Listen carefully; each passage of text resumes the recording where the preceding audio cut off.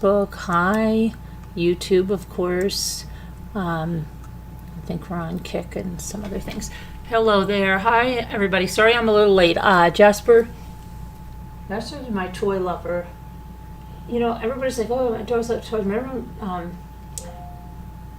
I used to say that my other dogs didn't like really the toys. My bulldog loved toys, okay, but the little ones didn't. Then I got Desi. Desi loved toys, and but Jasper is like the toy dog. So I got him this ball. It was on clearance because it had it's this ball, and then it had this like furry thing on it with this Santa hat, and it had this tremendous squeak in it. And I gave it to him tonight. He loves anything with a squeak. And within 3 minutes, it was just popping out stuff. But he's got these other really high endurance or whatever they are. This other one, so he kept going to that other one and squeaking it. And he was cute, and I was watching him, and I was playing. So and then I was talking to Scooter for a minute, and there's Scooter. But we watched. I tried to catch up on this trial. But I'm going to do a deep dive on it because a lot of people are not familiar with it, and I'm not completely familiar with it. But I just want to make sure that I'm live on YouTube, because right now I'm just looking at the Streamlabs. Not Streamlabs. I don't have Streamlabs. Oh my gosh. Yes, I do have Streamlabs. I'm thinking of StreamYards. I'm telling you, I'm really... Okay. Let me get... We were having a talk about some Reborn artist, and it's pretty controversial, and maybe I'll look at it because she claims that like people were trying to kill her about a website, Bountiful Baby, but she also antagonizes these other people, and she kind of flip-flopped, but that's another time. Maybe I will have like all the craziness of the Reborn community. I think people think like just like crocheting, or they think knitting communities are so nice and the knitters are so sweet. No, there's a lot of drama. Lots of drama. All right, let me get it in live chat. And the Reborn community has a lot of drama. But the whole reason I went back into the Reborn community, I wanted to show Kevin and some others this video that I showed to Scooter once, where she cuts up a full silicone baby because she said like it was a knockoff is what she said, and it was stealing the designs, and she was going out of her mind about it, literally losing her mind, screaming, cutting it up. Anyway, I went back to her website. Surprise, surprise, she's promoting those now. Took down the other video. And yeah, you had a snake in your house in a dream? Oh boy. Okay, so before we get started, some more gratitude shout-outs. Mary Warren. Teddy bear selling Mary Warren. Hello there, Mary Warren. And I want to say that you are so sweet. You are sweet to everybody. And I hate that somebody tried to pick you up in drama and, berate you over some nothing because you didn't do anything to anyone but be nice. And you're always around with a nice word. You sent me a Christmas card, which was lovely, remembering me, and you sent one for Sandra Rusak, which I will have going to her, and that was really nice. And you're just very supportive. You're always supportive in the auctions, whether you're selling, whether you're buying, and having a kind words, even though you have your own struggles with things. We understand that, and we pray for you. But yeah, thank you, Mary Warren, for being my friend. Thank you for all of your support and love that you give, and I really appreciate you, and thank you for being a part of this community. You make it a great community. And then there was, hang on a minute, Slam RN. It's always good to have you here. I liked when you first came on and you took us through your house and you talked to us a little bit. I always get a Clint Eastwood vibe. I don't know why. When I talk about you, don't even ask. I have no idea. But you're just full of knowledge, and you live near Scooter, and you got your hair done at Caroline Connor's, and so kind of feel like I know you through knowing, through people that I did meet in real life, knowing you. And I'm just glad you're here and a part of this community. Thank you. And there was, hang on a moment here. I put something down. Hang on.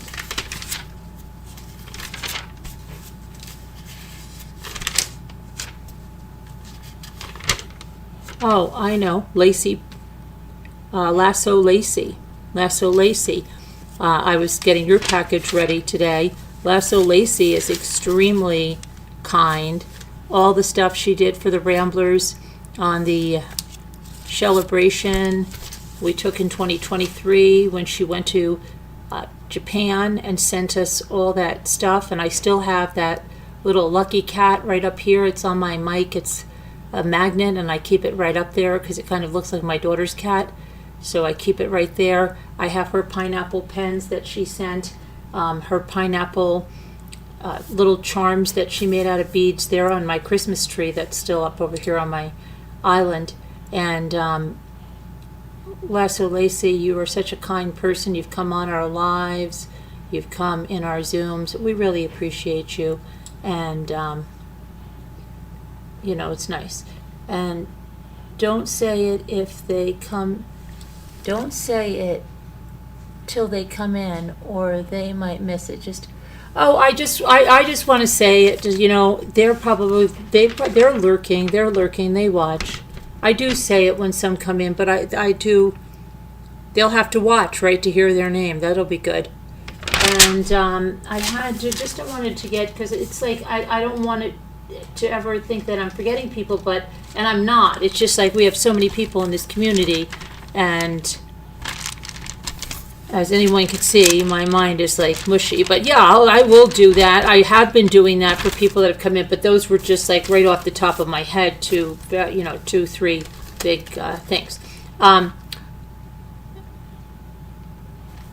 Okay, so anyway, Scooter just wants to get to the meat and potatoes of your live stream, Carolyn. We're talking about the trial. Stop giving gratitude to people that are here. Okay, Scooter, until they're here. Will there be mail Monday? Don't believe so. My kids are off from school on Monday. But I'm going to try. I have packages ready to go out. I want to say Mo, who's new to our auctions. Mo, I know that you're new to our auctions. I sent you today. Your package is ready to go. You've got a PayPal request. I think you have one for Chris Rhee as well. So just, no problem.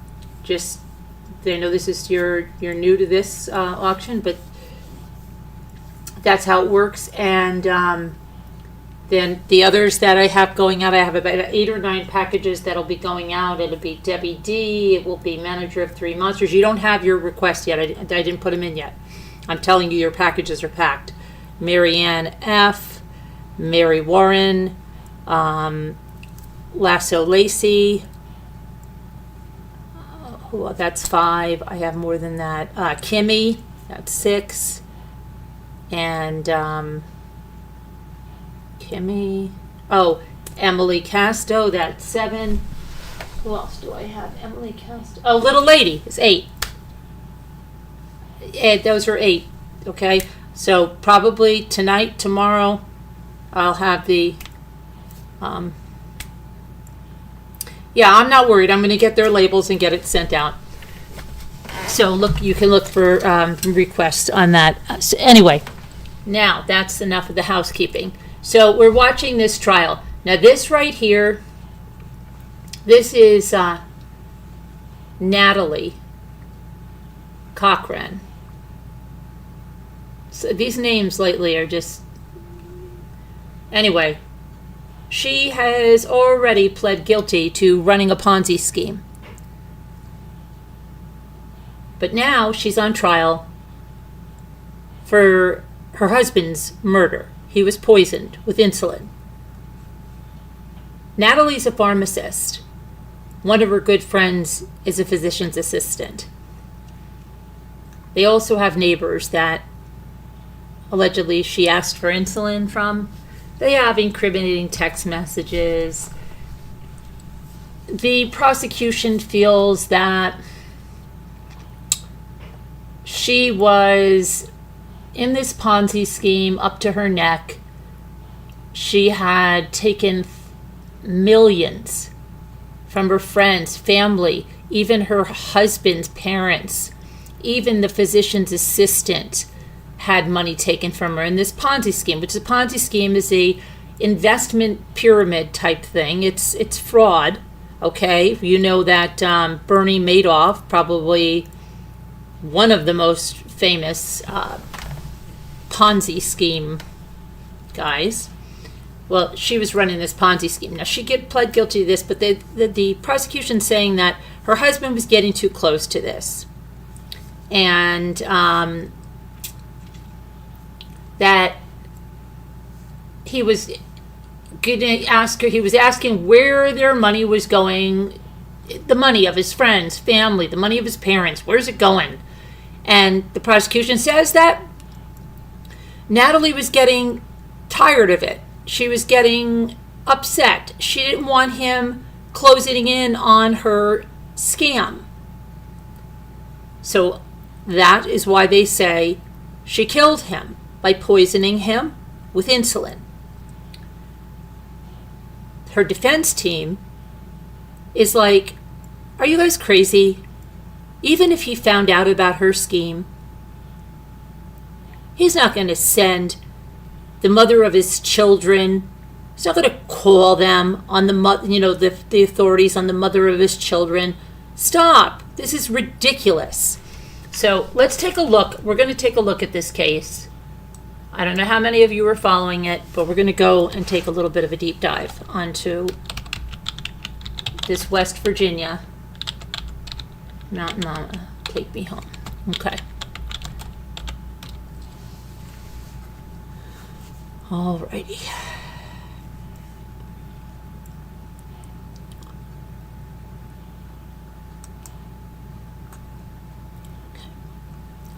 So let me just get in here a little bit. So Raleigh County Prosecutor Tom Truman says Michael Cochran was killed by his wife, right here, Natalie Cochran, in 2019. She used to be a pharmacist before she went to prison. And he started to ask questions about the Ponzi scheme she was operating. Natalie Cochran's on trial for the murder of her husband, Michael Cochran, in Raleigh County Circuit Court. They say she allegedly killed her husband in 2019. She was later convicted in federal court on fraud charges in connection with the Ponzi scheme. And she's currently, right now, serving time in federal prison. The trial just started. This is the end of day 2.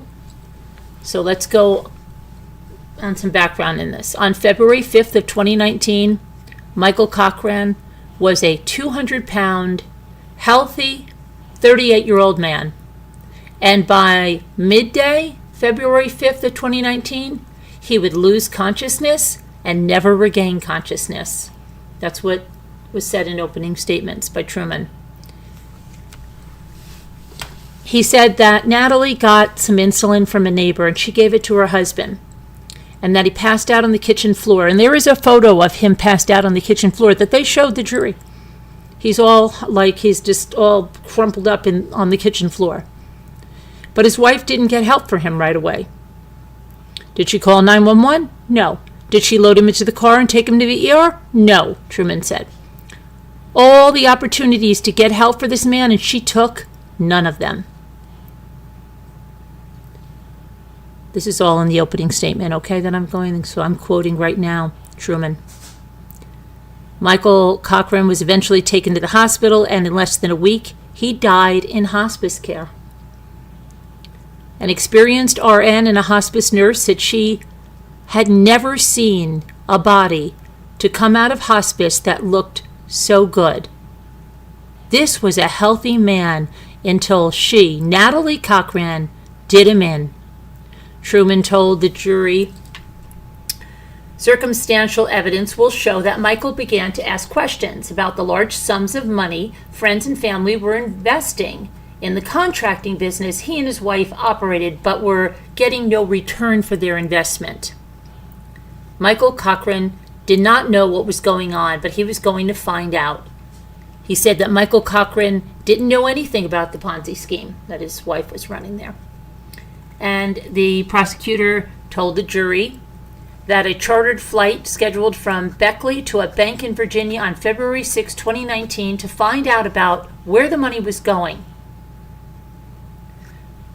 He said, mysteriously, Natalie Cochran canceled the trip in the early morning hours of February 5th. Why was that trip so important? Because Michael Cochran and everyone else would know that there is no money in the Bank of America in Virginia. There's never been any money in the Bank of America in Virginia. There are no government contracts, which is what she was selling to most of Raleigh County, it seems like. Those were fictitious things that she made up and bilked millions of dollars out of her victims. Meanwhile, the defense attorney in opening statements tells another story. Defense attorney Matthew Victor said that the prosecution's allegations are far-fetched. And I quote, he said, "She is accused here of one of the vilest crimes that is known, and I'll submit to you the state's motive in this case is absolute nonsense." He said, considering Michael Cochran's lifestyle, it's hard to believe he didn't know about the Ponzi scheme. And he confessed to the jury that Natalie Cochran is no angel, but that does not make her a cold-blooded killer. She is perhaps a fraud and perhaps a cheat, and you wouldn't perhaps invite her home for Sunday dinner, but that doesn't translate in being to being a murderer. Said the truth is, Michael Cochran was up to his eyes in the Ponzi scheme with his wife. He also said any evidence the prosecution has about insulin being the cause of the death would be easily discredited. He went on to say that Michael Cochran was a ticking time bomb about his health. He was taking medication. He was taking steroids that were not for human consumption. There were some animal medications taken. So those are the two viewpoints in this case, right? And they had the lead investigator in the Ponzi scheme. That was the first witness on the stand on Wednesday. Because from what I understand now, she was being prosecuted for the Ponzi scheme. She decided to plead guilty to that. And during that is when they exhumed her husband. And then, because of things they found in their investigation of the Ponzi scheme, they had first charged her with murder, then they withdrew it because they wanted to exhume the husband. So they exhumed the husband, tested him, and then they came back with the charges for murder, this time with all of the evidence after they exhumed the husband. So the Ponzi scheme is what set this all off. So let's see what we have from day one of this trial, okay?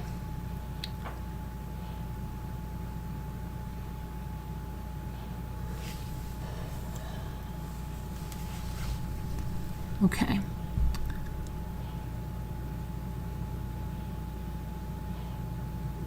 The first witness had been brought to the stand with questioning continuing. The trial continued after a recess. The first witness was questioned after recess, and then he left the stand.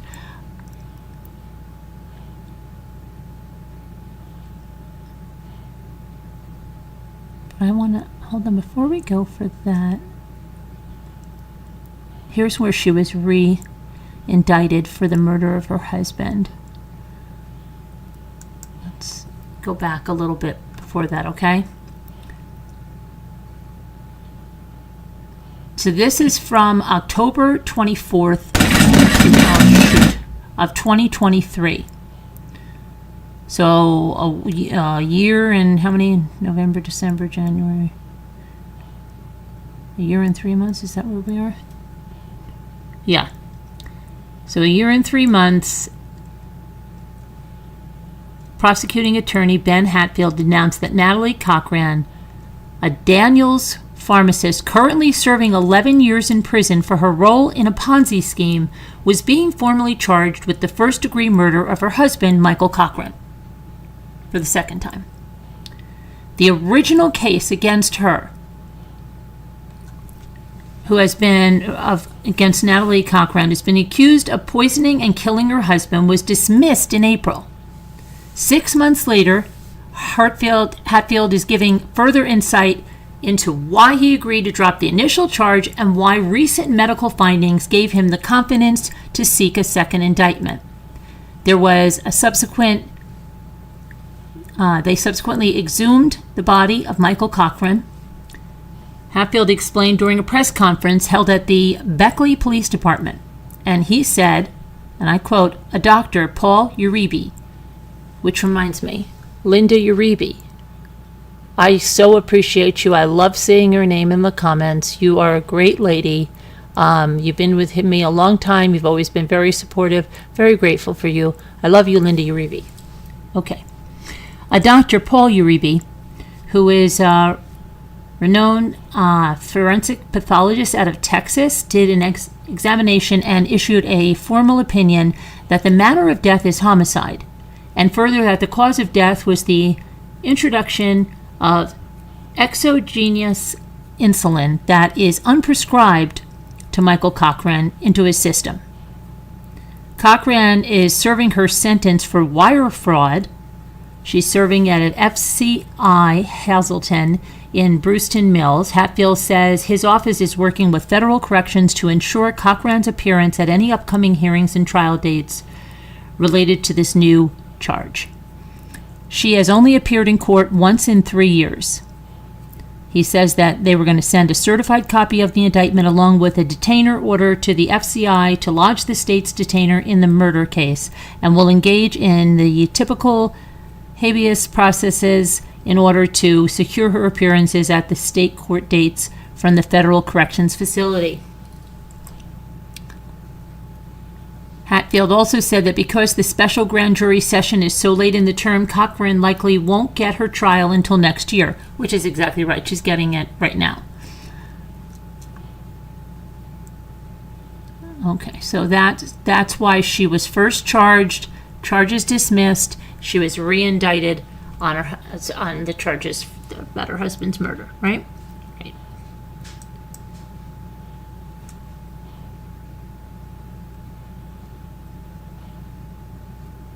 For the past 4 decades. Oh my gosh, these ads that just pop up all the time. Okay.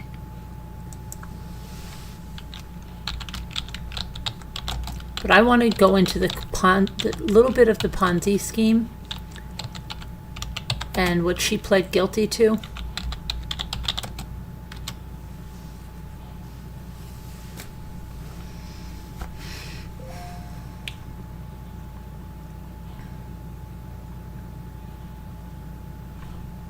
Most of it is just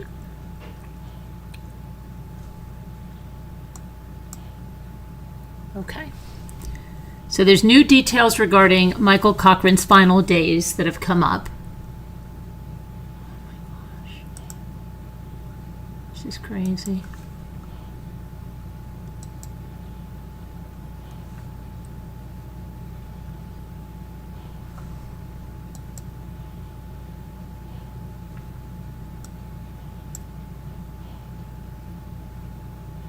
I don't know what.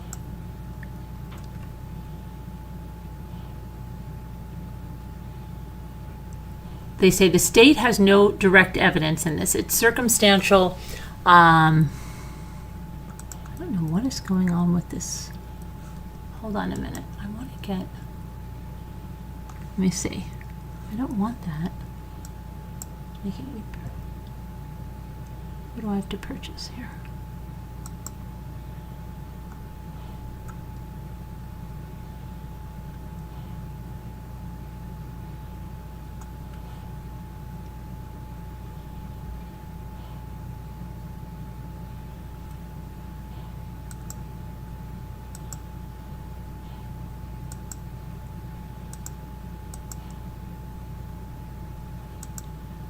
Hold on a minute, I've got to log in on something. Okay.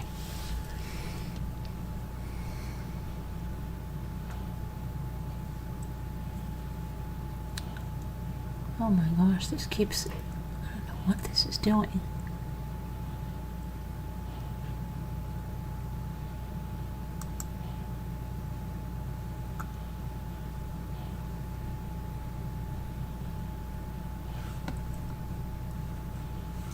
I'm not gonna worry about this. She's stupid. Not here. Sorry about this, guys. I was trying to get the this one local source, but it's not letting me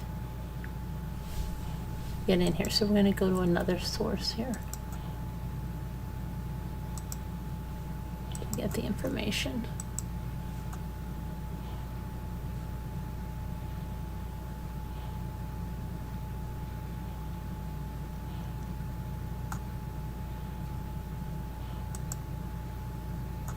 All right, so after being continued several times, the trial of the former Raleigh County pharmacist who's accused of murdering her husband, Michael, in 2019 began. Natalie's charged with first-degree murder.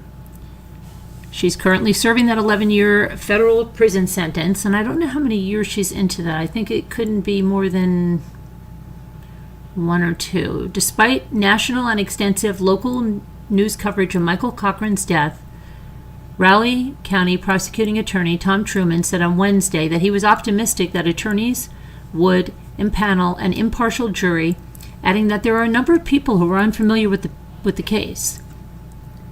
He said, since 1981, I can only name 2 cases where we haven't been able to get juries, so I like the odds of getting a jury for this one too.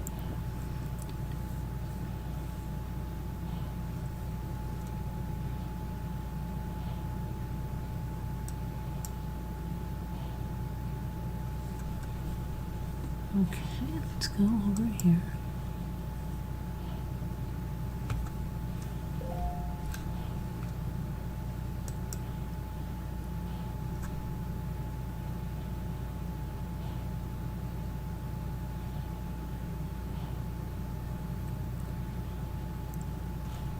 Natalie allegedly used insulin that a friend had given to her to murder her husband because she was running that multi-million-dollar Ponzi scheme and Michael was pushing for answers about where the investors' money was going. She didn't seek medical care. Today they were hammering a physician's assistant. The defense was like, why aren't you a mandated reporter? Why did you just not, call an ambulance? Why did you not do this? Why did you not do that? They were like hammering her, about that. Meanwhile, that, the wife there wasn't in any rush to get him some help there.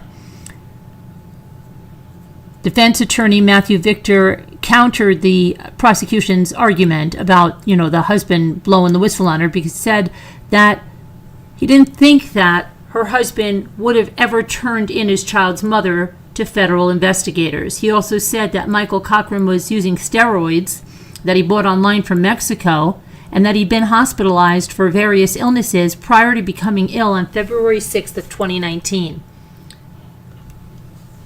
He also said that Natalie Cochran, a pharmacist, could have used drugs other than insulin. So that is supposedly in her defense, because it's like I said earlier today, she could have had other drugs because she's a pharmacist. But she was using insulin. Well, they regulate the drugs, she's got to be stealing those too then. And yeah, they've done it before in hospitals. Yes, they've replaced stuff, but insulin is what they say was used. So let's get to some of the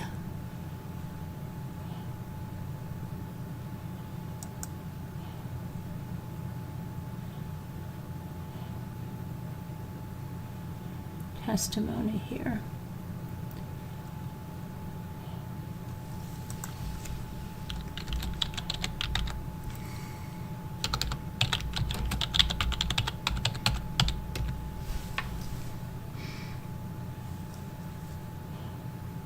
Okay, so Stephanie Hamilton, that's the physician's assistant that I watched today, and she was on the stand for a long time. That she was in close communication when Michael Cochran had fallen, like his rapid decline. The state brought the judge a letter provided by Michael Cochran's stepfather, which indicated that Michael Cochran's mother, Donna Bolt, was no longer able to testify. The contents of the letter were not read publicly. Bolt eventually came and sat in the courtroom later during proceedings. The first witness today was Stephanie Hamilton, a physician's assistant who was friends with the Cochran family. She is also the wife of Corporal John Hamilton, the state trooper who took the stand yesterday as a private citizen to testify about his relationship with the Cochrans. Stephanie testified that she prescribed Natalie Cochran medicine for pneumonia, and she told the state that she offered it to Natalie Cochran in pill form. And Natalie insisted that she wanted the form that had to be injected. On the day that Michael Cochran collapsed and went into a coma, Stephanie Hamilton said that she was summoned to the Cochran house by her husband, who wanted help convincing Natalie to take Michael Cochran to the hospital. So John, who's in the state police there, but also personal friends of the Cochrans, wanted his wife, physician's assistant, come on over. We got to see this. Michael needs to go to the hospital. Let's go convince Natalie that he's got to get to the hospital. According to Stephanie Hamilton's testimony, Natalie gave her Michael Cochran's vital signs, and she said they looked good. She didn't have a thermometer, so she came by with this thermometer, this air scan thermometer. She said something also that was interesting, that when she was standing in front of Michael, he was laying on the couch, looked like he was asleep, and she said, "Oh, Michael, this is Stephanie," because she didn't want him to wake up and hit her. So I think Natalie may have said that he was becoming agitated or violent. I don't know. She took his temperature. She said that was normal. His blood pressure looked normal, she said. His pulse ox looked normal. And then she said that she sat down in a recliner behind the couch, and she just started, listening to what was going on, and that trying, I guess what her husband said, to convince them that it's time for Michael to go in for treatment. She suggested several hospitals that they could take Michael to for treatment, but Natalie said no to all of them. When Michael Cochran did eventually go to the hospital, Stephanie was still receiving updates from Natalie Cochran. And then once she learned of his blood sugar level, and that it was 21, and was asked by the prosecutor, what does that mean? She said nobody should ever have a blood sugar of 21. And then the prosecutor said, what's going to happen if they do? And Stephanie, the physician's assistant, said they're in a coma. Stephanie Hamilton said she invested in the Ponzi scheme, and she lost money, and she didn't get any of her money back. The second witness was a former Bank of America employee who testified about details about Natalie Cochran's fraudulent business. He also verified that Natalie canceled a meeting with Bank of America in Virginia the night before Michael Cochran collapsed. That was about that meeting there that we just talked about. The third witness was Joshua Kearns, who was the pilot supposed to take the Cochrans to Virginia to meet with the Bank of America about their business. He testified that Natalie Cochran canceled that flight early in the morning, the day that Michael Cochran collapsed. The fourth witness was Christopher Davis, who's the husband of Jennifer Davis, a witness that was called yesterday and a friend of the Cochrans. And during the lengthy questioning, Davis testified that in the days before Michael's death, Michael was excited about getting money from the federal government for his business. He also testified that Michael Cochran never told him he was taking steroids, and he testified that he dropped off a flu package at the Cochran house the day Michael Cochran passed, but didn't know what was inside. That's the same package that his wife said she packed for the Cochrans, including insulin. Davis was called back to the Cochran house by Natalie after Michael collapsed. He tried to wake Michael Cochran up. When he wasn't able to, he took action. He was going to the hospital. I don't want to say that I forced that on anyone, but I remember Natalie's question of, does he really need to go? And I said, yes, he needs to go, and he's going to go now. And that's what I did, Davis said. During the cross-examination, the defense pressed Davis on Michael Cochran's previous hospital visits, and Davis testified that Michael told him he hated hospitals. The final witness for day 2 was Glenda Epperly, and that's the hospice nurse who cared for Michael Cochran in his final hours. She testified that Michael was still unresponsive when he entered, and there was nothing more that could be done for him. And I quote, she said, I was told that we were going to get a transfer from Charleston Area Medical Center. The patient was a younger person. There was nothing else they could do, and he was coming to hospice to pass away. They're going to resume with another day of testimony tomorrow at 9 a.m. The other thing is there's text messages, and there's one with Natalie to Stephanie that was saying, like, I don't think Michael is going to come home, and that's when she saw how dire it was because his vitals had been normal. It was his blood sugar that was the real tip-off there. And it was a real rapid descent because they were supposed to go, on that flight to meet with Bank America.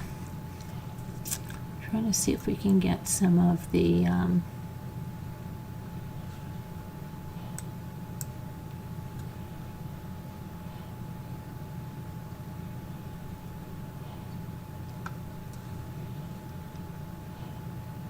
let me see here. Oops.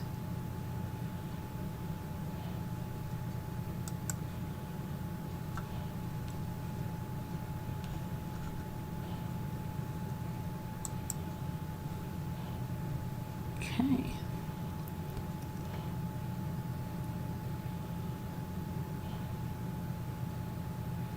The first witness on day 1 was Robert Heinzman, who was the lead investigator in Natalie Cochran's financial crimes charges that she pled guilty to in 2020. So, yeah, she's been in a little longer than I thought. Both sides questioned the investigator. Let's see here. Where did I? Hold on a minute, I just left. Extensively focusing on Michael Cochran's knowledge of the Ponzi scheme. Whether he knew or not, because that's what they're saying. The prosecution is saying he knew nothing about it, and that's what she was all upset about, and that's why she canceled then that plane flight and all of that stuff after he took a rapid decline in his health. Heinzman said in his investigation, it would indicate that Michael Cochran had no idea that he knew about the business. He didn't know it was defrauding investors, and he still believed it was a legitimate business. He didn't know it was a Ponzi scheme. He didn't know that it was, fraudulent or anything like that. Allegedly, according to the investigator, right? Michael's no longer here, so yeah, you have to go by what they said there. Natalie Cochran's attorneys argued that Michael Cochran did know about the fraud and was benefiting from the money made from it. What did she do with this money? The second witness was one of Natalie Cochran's closest friends and neighbors, Jennifer Davis. That's the wife of the guy that testified today. The two became friends when Natalie began assisting Davis with treatment for Davis's son, who had been diagnosed with diabetes, insulin. According to her testimony, Natalie Cochran asked Davis for insulin on the morning that Michael collapsed in the kitchen. Davis testified that her husband dropped off the insulin that morning. The state showed several text messages between Natalie, showing Natalie asking Davis for the insulin. Also, pictures of Michael Cochran collapsed and additional messages. Davis's husband stopped by later after Cochran had collapsed and was so concerned that he took him to the hospital. Davis's husband was also a victim of the Ponzi scheme. So all of her friends were all, bilked for money for this Ponzi scheme. He's expected to testify in the trial. And he did today. The third witness was John Hamilton, a West Virginia state trooper. Now, he is the husband of the physician's assistant, but he testified as a private citizen, not as an officer of the law. He was friends with the Cochran family and initially called to the house the day Michael collapsed by Natalie to help move Michael to the couch from the kitchen floor. He was all crumpled up on the kitchen floor. They showed the photo. He was also concerned and testified that he and his wife tried to convince Natalie to take Michael to the hospital. According to the testimony, his wife also lost money in Cochran's Ponzi scheme. So all these friends and like I said, even Michael's parents and stuff. In the redirect, the defense pressed Hamilton on Michael Cochran's previous hospital visits and statements Michael made, indicating he didn't want to go to the hospital again.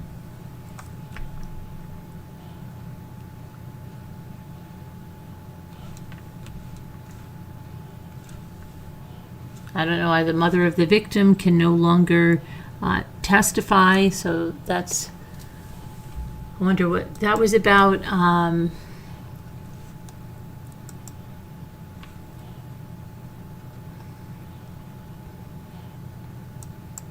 Okay, let's go over here and see what this is about.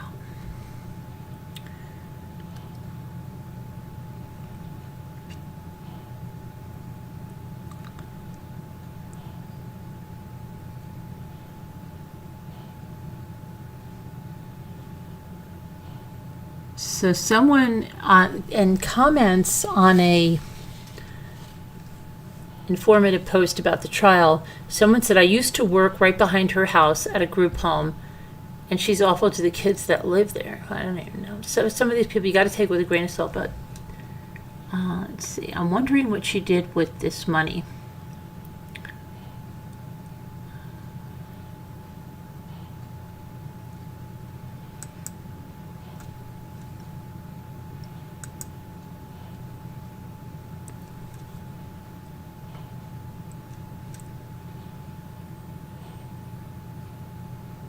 Someone said her husband was the nicest guy. He coached Little League, and the kids and parents loved him.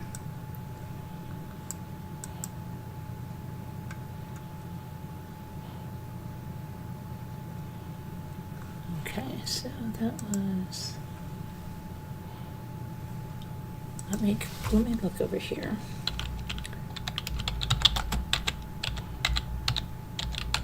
I wanted to see what she was using all that money for. Okay, so hang on here. We've got some of the text messages, so I want to put those over. These were the ones shown in court today. And this says, hey girl, so I have temp 103, spent the whole night vomiting. Let's shoot for lunch Friday. Excuse me. I just swallowed wrong because I'm thinking, if I had a friend that texted that to me, I don't even know what day she said that. But, Wednesday. She has 103 and spent the night vomiting, but she wants to go to lunch with me on Friday. No thanks. Oh, no, I'm so sorry. Anything I can do for you? No, ma'am, but thanks. Well, if you need anything, let me know. Headed to get Prometh shot. Oh, good girl. And then she's got some kind of a photo there. Let's see. Here's another one.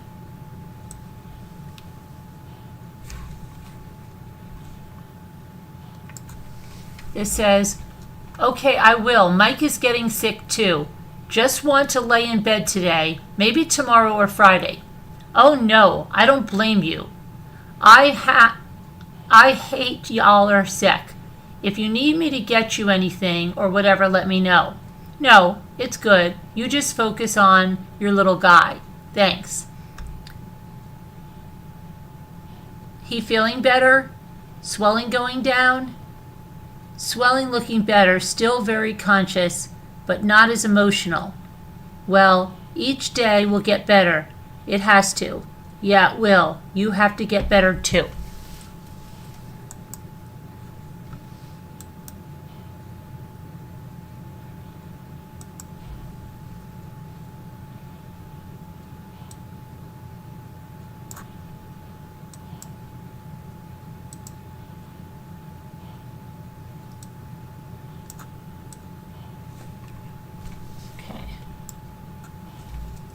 Shoot, what did I just do with where's the picture? Right here. Natalie. So, changing his clothes, pulse is 74, O2 sat 97, BP 168 over 103, and BG 115. RR 10. Okay, guys, ugh. How are things? Still sleeping and snoring.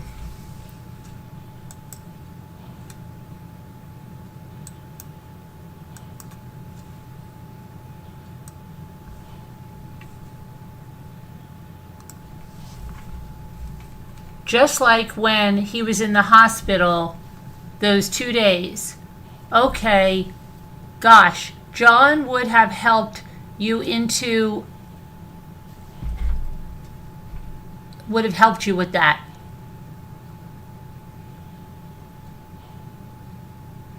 When did you get back? Same. Maybe just let him sleep it off. She brought some pap rolls her school did for Mr. Henry fundraiser. He is still breathing pretty heavy. Oh no. I'm just worried. Temperature is 97.5, pulse 74. Saturation 94, blood sugar 115, and she makes this like this, you know, like wow, when about and that was about this 115. Just worried about him not getting up. Something going on. Are you guys okay? They are air flighting him to Charleston, she says. They're air flighting him to Charleston.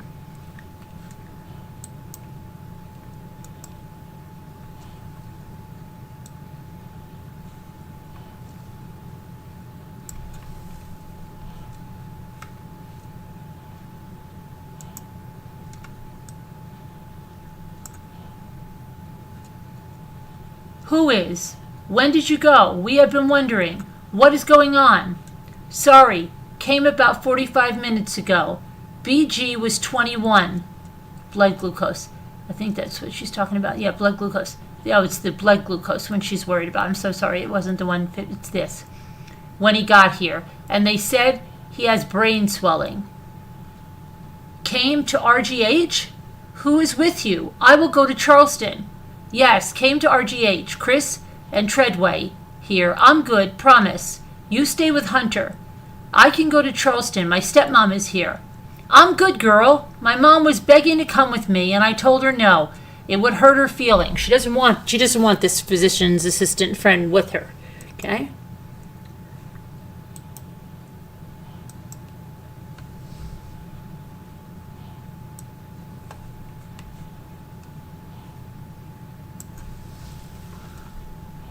Okay, I'm so glad. She is one of my best friends. I am breaking for her. Sorry to bother you all. Please give her my love. John and I love them. Never a bother. I will tell her she loves you all too. Thank you. Hey girl, sorry, I literally had 100 texts this evening. I don't know that Mike will be coming home. See, we stopped TPN and are cutting vent tomorrow sometime. I'm okay. I just want to be alone with him to say goodbye. Thanks so very much for your prayers and love. God can still work a miracle, but if he doesn't, I'm confident this is what Mike would want. And wouldn't want to be a vegetable in a bed. I'll call you in AM.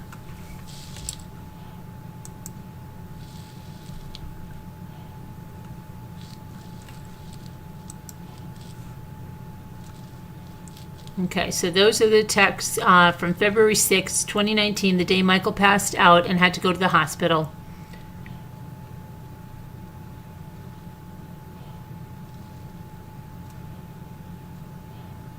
Here's some more.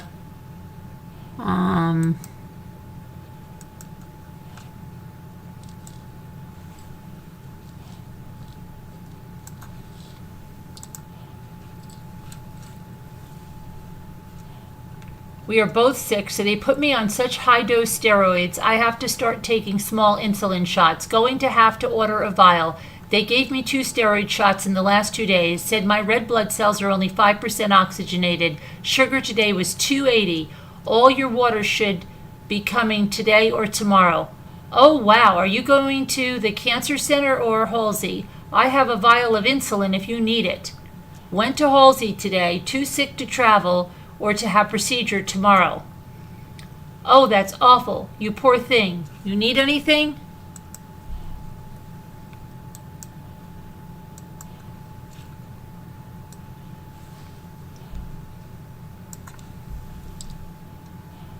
I may have to borrow one and pay you back tomorrow. It will be a lot cheaper than buying outright.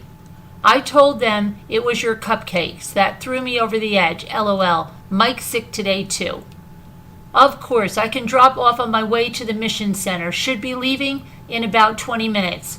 It probably was my cupcakes. Well, the icing, since Nikki made the cupcakes. LOL. You have the flu again? Can I also bum a Diet Coke and a Propel? I don't want to go out, and Mike is already back asleep. Flu and neurovirus. Said it hit me so bad because the cancer. So she has cancer too?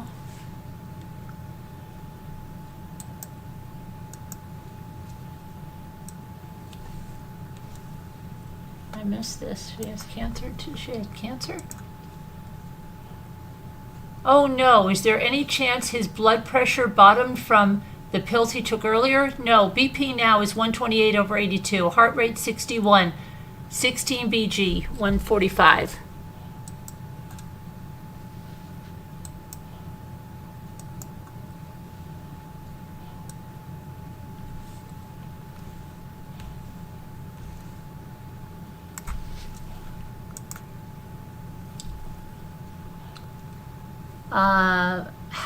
How's it going? They are putting him on a vent.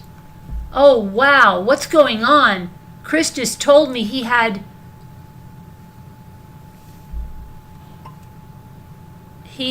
dropped you all off and would call me back. Please keep me posted. Praying for you, girl. Love you, girl. Love you too. How did the game go? Did Sheila Meadows or Angie Richmond turn in the stuff? We are 15 minutes out from CAJJC. We won both. No, Angie wasn't there because Adam has the flu. Stella could have given to Kelly because they sat together on the other side. You probably have no clue about their plan of action. Her husband's like dying. This is almost like Fabric Queen, right? Let me get you. My wife's coding right now. They're trying to resuscitate her, but I'm really worried about those balls. Did you pick them up off your porch?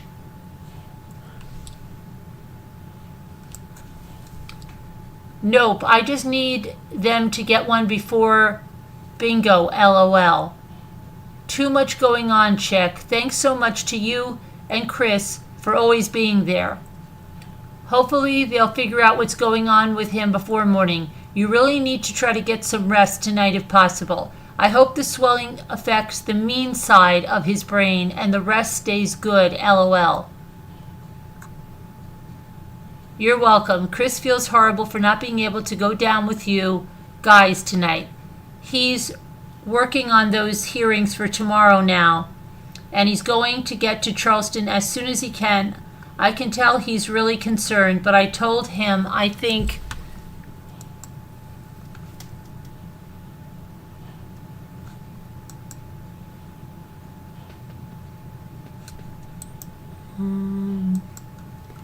the mean side of his brain. See, that's what I'm saying. They're saying he was afraid he'd hit her or something. I don't know. Chris and I are going to use this as ammo to get him off the meds. I guess she's saying about steroids or something. Oh, that's just horrible and scary. I'm so sorry you're dealing with this, and I'm not there with you. It's all good, girl, I promise. I'm holding it together. I know he'll be okay. I just know you're completely exhausted and feel miserable. They did have a good coffee machine, though, and I'm in the waiting room. He's in the trauma triage. I can't go back until they move him. Chris said the kids are with Penny. Do I need to help with the dogs or anything? No, wait, there was one before this. Hold on, which is... So...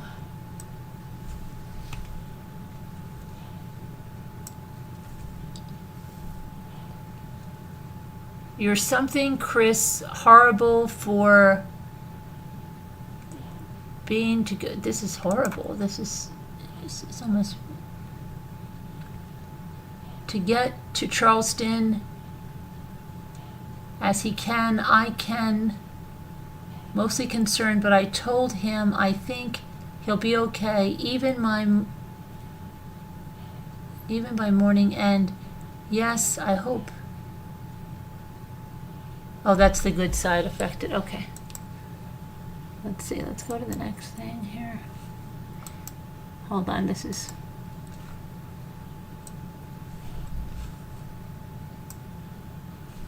I'm sorry. Yes, he's just completely unresponsive. BG this morning, 44. He's septic. They think maybe that's why. Doc was awesome. He had high PCT too, so they're covering for sepsis as well. Said brain gray matter looks off, not like a normal 38-year-old. We'll have more definitive testing in the morning, still on vent. That's crazy. And you would think they're giving him stuff to get his BS up, his blood sugar. Well, the sepsis affects everyone differently, I guess. Pancreas acting crazy. They saw gray matter in another CT they did there.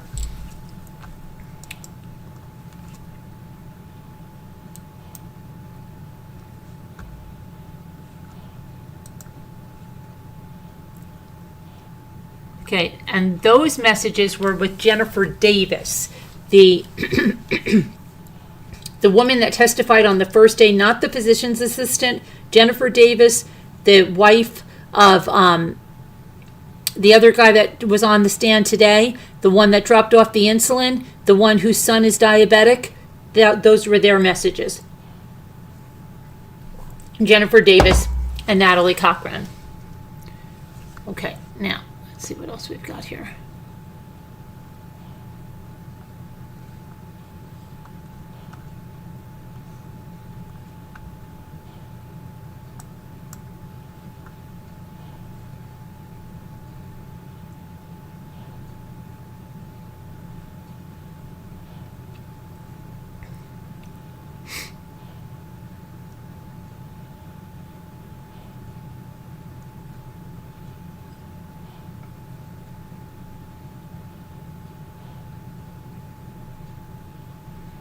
Let's see if I can get any of the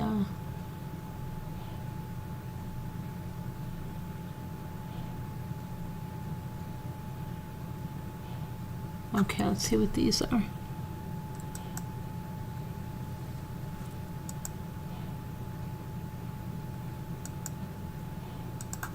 Those we saw, those text messages.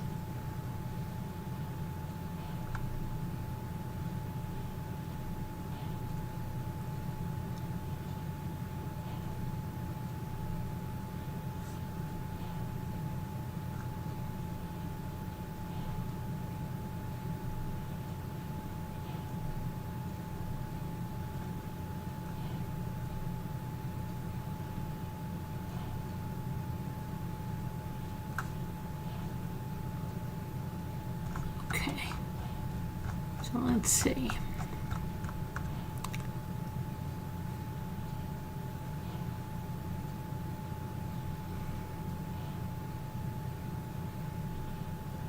I'm trying to see if there's anything else that they have shown in court that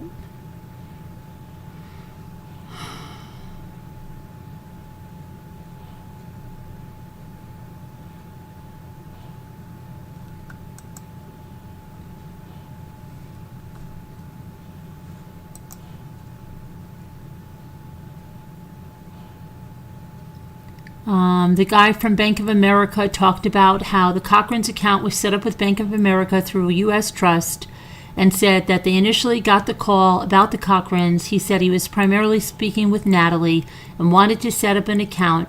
His initial thought was this probably isn't real. And he's referencing the amount of funds the Cochrans were going to put into the bank, which he described as high dollar amounts.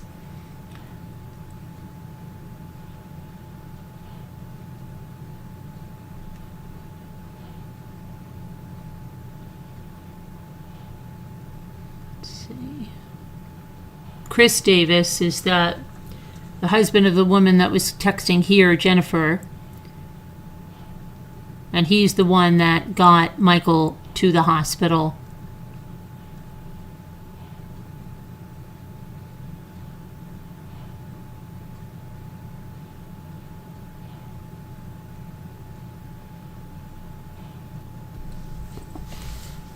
Let's see.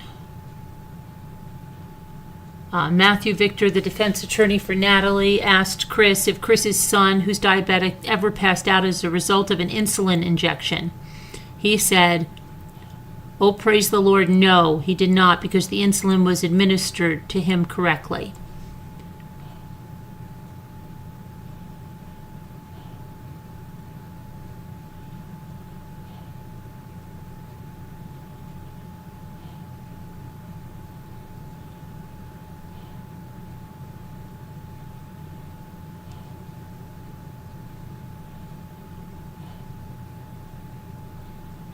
Okay, let's go. Let's see what else we have here.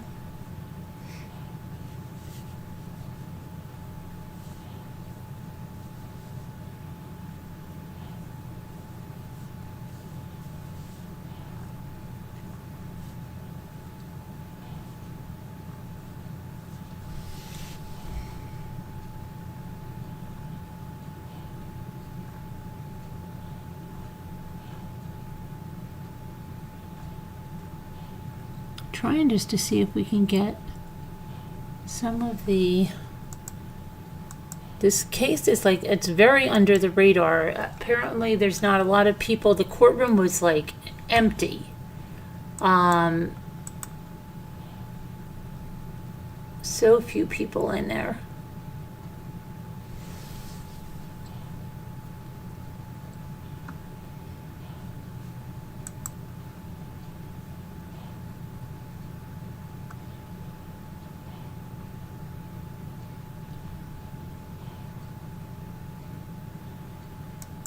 Here's something from back in the day.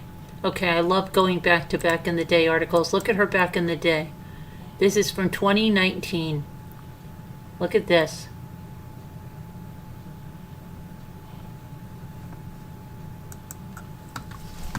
Hold on, I'm bringing it over.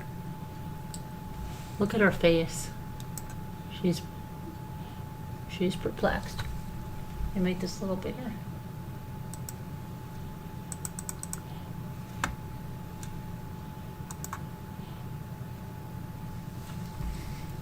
Got her bottled water.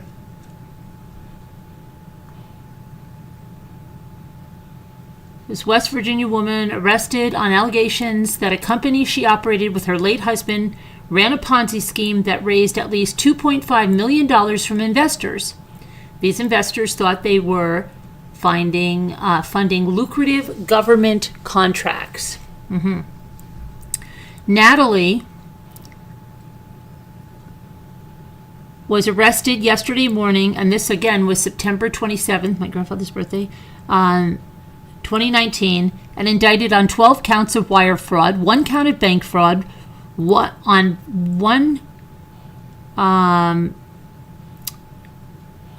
counts of aggravated identity theft, 7 counts of money laundering, 1 count of bankruptcy fraud, and 1 count for false oath in a bankruptcy proceeding. If convicted on all these counts, she could face a maximum sentence of decades in the federal prison.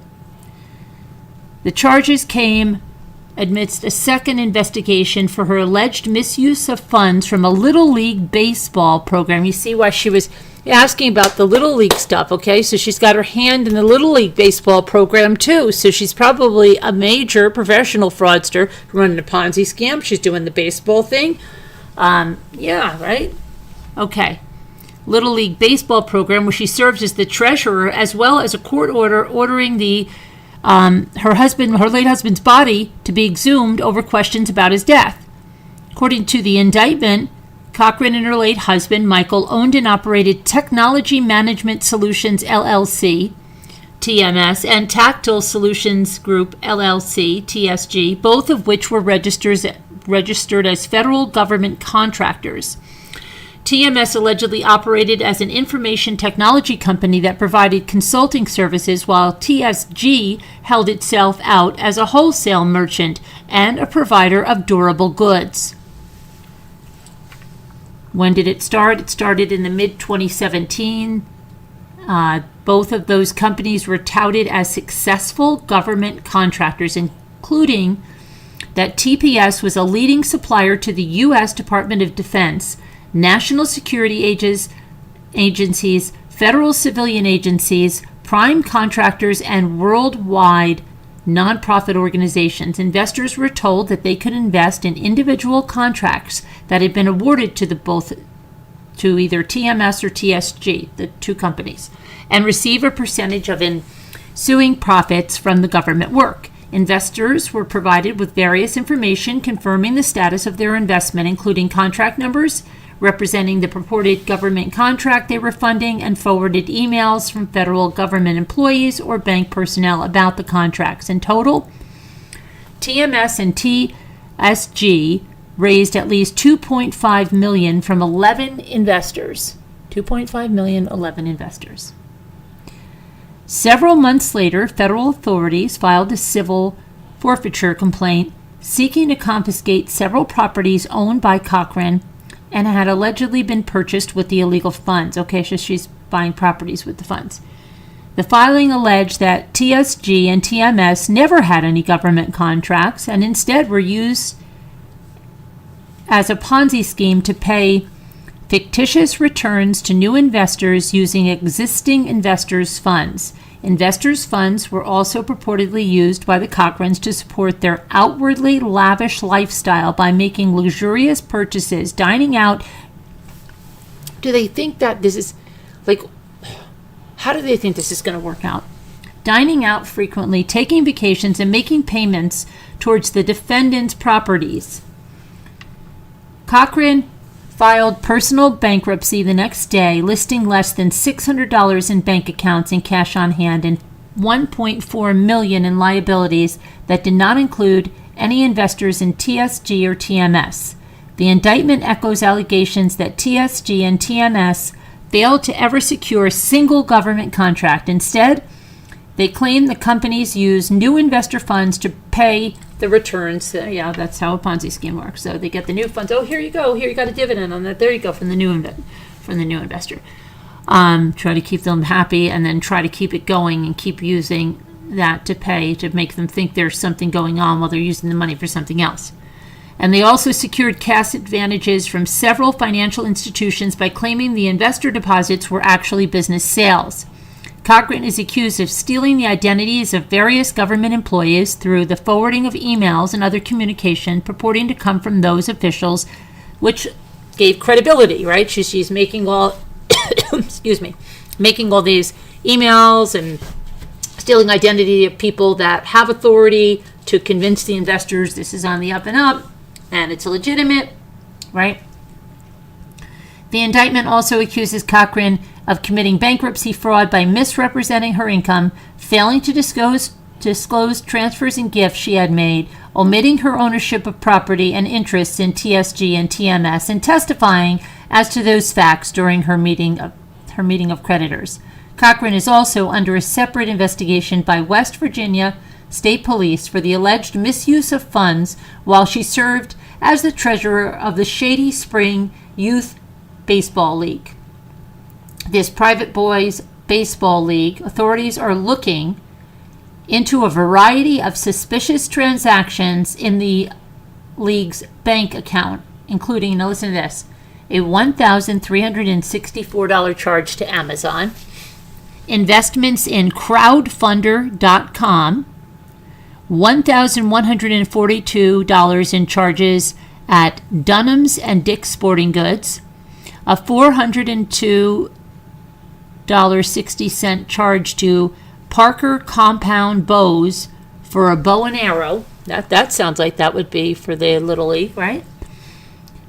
$2,099 in Yeti cooler purchases, $53 spent at Olive Garden, $528 for baseball season tickets at West Virginia University.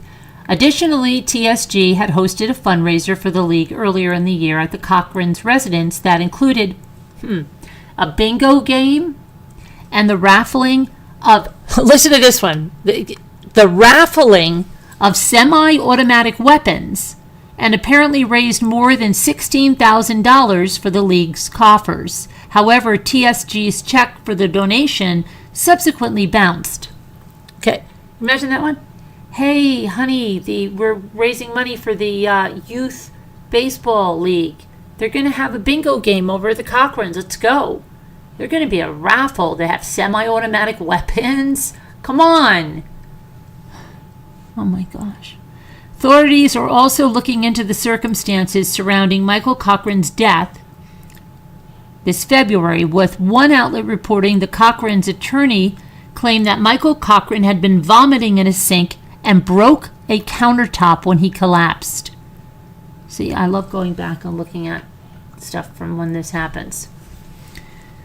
Natalie Cochran maintains that she called the authorities and that her husband was transported to a hospital within 20 minutes of his fall. However, it is being reported that multiple witnesses have suggested that a longer amount of time may have elapsed between Michael Cochran's fall and when he was taken to the hospital. Michael Cochran's body was exhumed earlier this month pursuant to a sealed court order. At an initial hearing following Natalie Cochran's arrest, prosecutors urged the court to hold her indefinitely on fears that she was a flight risk. Cochran was ordered to be placed on home confinement, but she is expected to remain in the state jail over the weekend while the logistics of the home confinement are resolved. So I have a copy of the indictment. Let me see what we got here.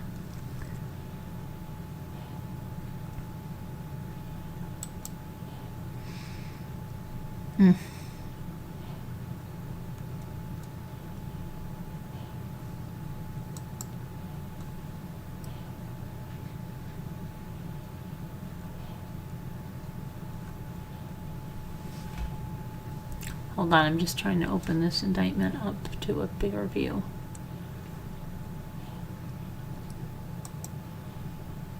Okay, let's look at the indictment, okay?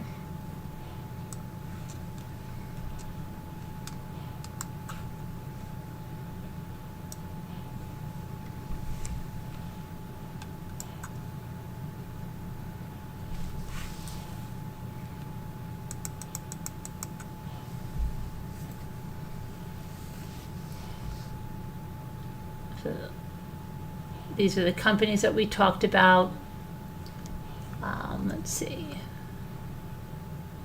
During the period, defendant Natalie P. Cochran and her husband owned and operated the TMS and TSG.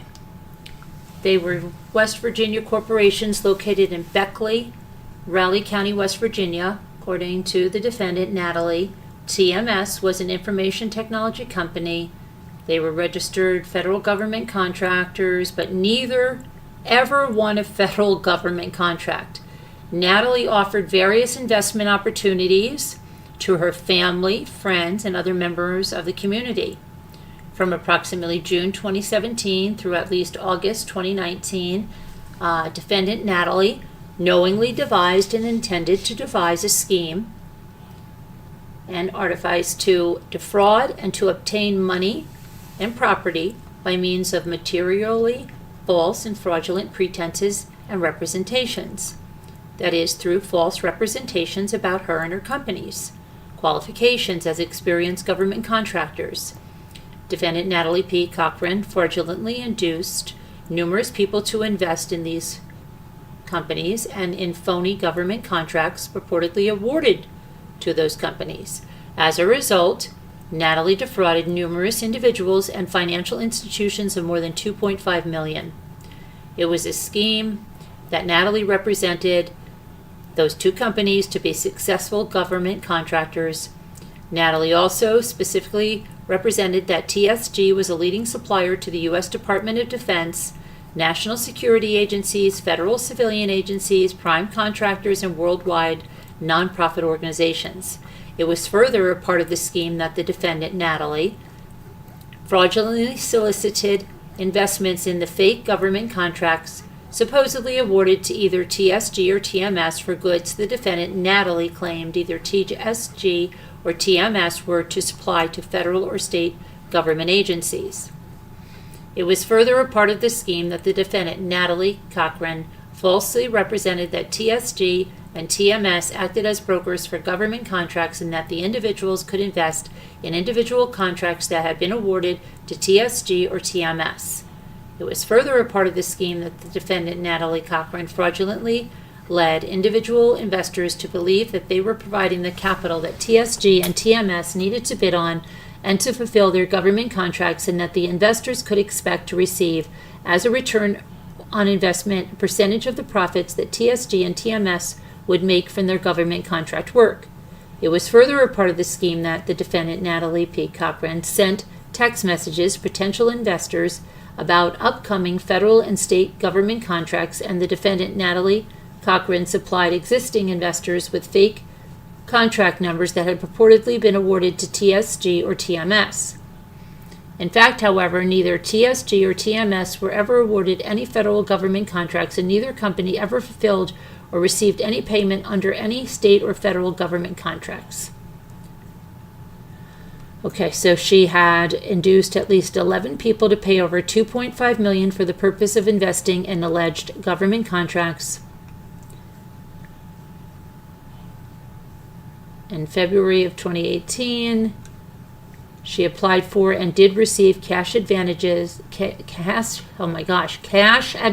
from at least 3 financial companies, falsely representing that TSG was a government contractor and providing bank statements showing deposits of investors' funds, which she fraudulently represented to be her business sales.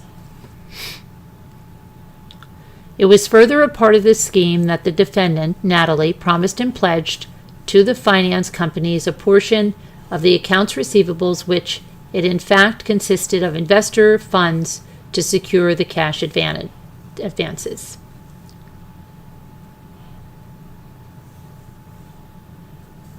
It was further a part of the scheme that Natalie used the cash advances from the finance companies to make lulling payments to investors to deceive them into believing that their investments were real.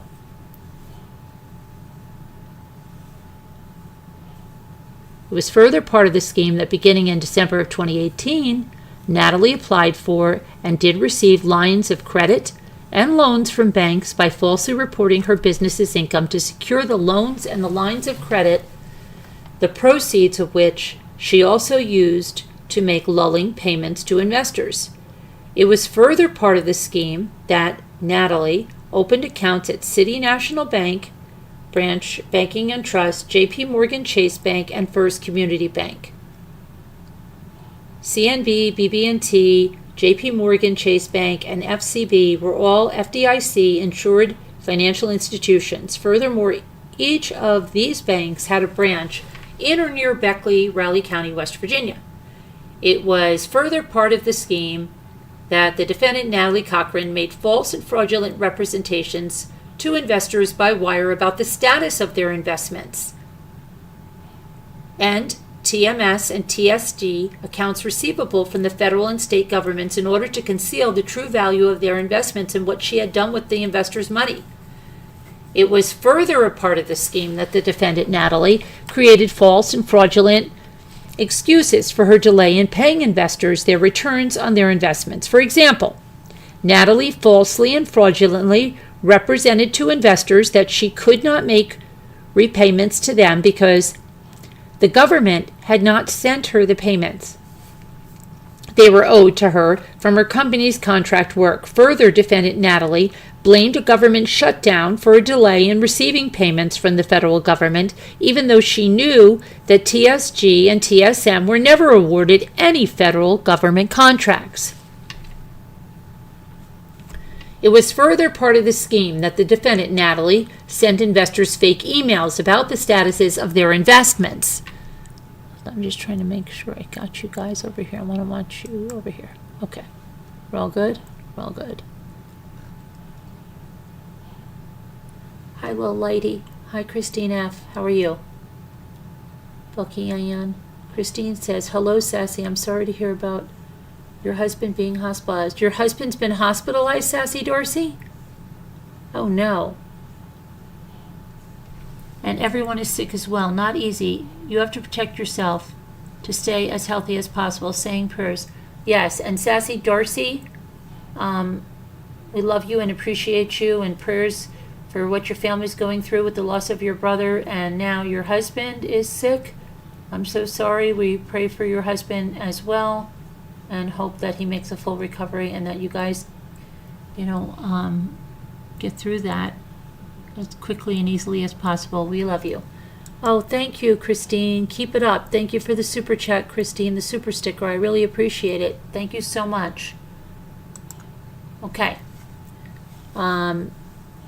We appreciate you, Christina. All right, so that she sent the fake emails, right? She had reportedly received from the federal government employees and banking industry employees about her company's reported government contracts or pending payments from the government contracts. In fact, Natalie used the government and banking employees' means of identification, meaning their ID. That's just like the stolen identity. And I don't know why the Christmas thing didn't play. They're still playing the Christmas charm, so we can still have our trees up. It's crazy. But we are taking down. Using the government and banking employees' means of identification without lawful authority to mislead her investors. It was further a part of this scheme that on or about July 24th of 2019, the defendant, Natalie, filed a petition under Chapter 7 of the Bankruptcy Code seeking bankruptcy protection to stave off creditors. However, she did not list any of the investors as creditors. It was further a part of the scheme that the defendant, Natalie, therefore filed a document in her bankruptcy case under penalty of perjury which contained a material omission. That is, defendant Natalie Cochran failed to list her ownership interests in TSG and TMS in response to a question that asked Natalie to state her business interests. Defendant Natalie also failed to inform the bankruptcy court that she had given a financial statement of her business to financial institutions, including Premier Bank and FCB. Defendant Natalie also failed to inform bankruptcy court that she paid several debt owners to insiders and given a gift valued at over $600 to an individual before her bankruptcy filing. You think Natalie's sidekick to Scooter? Yeah, maybe, Kevin. I don't know. Wire transmissions on or about the dates specified below for each count. Natalie knowingly transmitted, caused to be transmitted by means of wire or radio communications in interstate commerce, the writing, signs, signals, pictures, and sounds described below for each count, each transmission constituting a separate count. So, May 7th, wire transmission of 14,270 from a finance. So she did all this. I'm not going to go through all of these, but false fraud, right? Didn't happen, those transmissions. Count 12, bank fraud, 1 through 28, are incorporated by reference at all relative times. Premier Bank was a financial institution as defined by 18 U.S.C. 20 and insured by the FDIC. The scheme. Here's the scheme. From in or about December 2018 until about April 22nd, 2019, defendant Natalie did knowingly devise and intend to devise a scheme an artifice to defraud and obtain money, funds, credits, property owned by and under the custody and control of a financial institution that is Premier Bank by means of materially false and fraudulent pretenses, representations, and promises. Okay, so she's got all these things. She schemed. See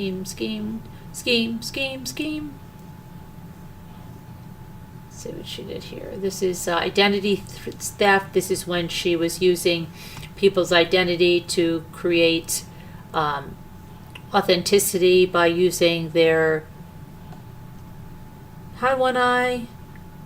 Oh no, you dislocated your right hip last night? Prayers, let's say prayers for One Eye Blind Art that your hip is better. You're unflexural and don't feel a thing. Oh no, be careful.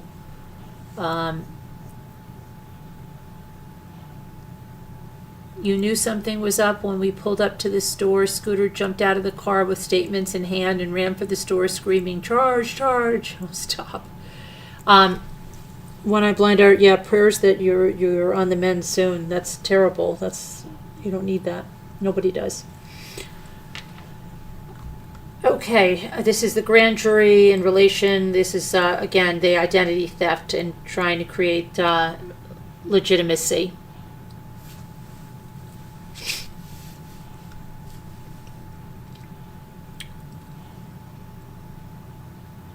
A lot of this stuff we went over, so that's why I'm skipping through some of it. I'm trying to see what's different than what we've already gone through. Okay. Natalie emailed a potential buyer a fraudulent 2018 tax return, which falsely reflected TSG's adjusted gross income. Natalie sent this tax return in an attempt to sell a 49% ownership stake of TSG for the price of $4.9 million, with the buyer to pay $50,000 upfront and then $1 million a year until the purchase of the 49% ownership interest was complete. So now she made some fraudulent tax returns for one of those companies that put out this adjusted gross income, and that it was enough to sell a 49% ownership stake in that company that wasn't even real for the price of $4.9 million, which the buyer is going to pay $50,000 up front and then $1 million a year until the purchase of 49% ownership interest was complete. As a result, defendant Natalie attempted to defraud an individual of $4.9 million and did, in fact, defraud the individual of $50,000. So she did that deal. 100% she did that deal. She got the $50,000. Unbelievable. Hi, Rosalita. How are you? Okay. On or about June 20th to 21st of 2019. Let's see what she did here. Natalie knowingly transmitted and caused to be transmitted by means of wire and radio in interstate commerce, writing, signs, signals, pictures, and sounds that Natalie sent a text message to a potential buyer about the sale of TSG while the buyer was located in North Carolina.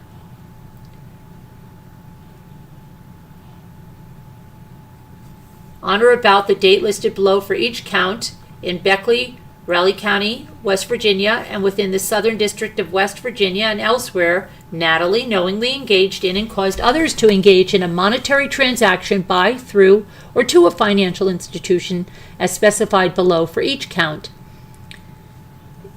is criminally derived property that was of a value greater than $10,000 and which was derived from specific unlawful activity, that is wire fraud.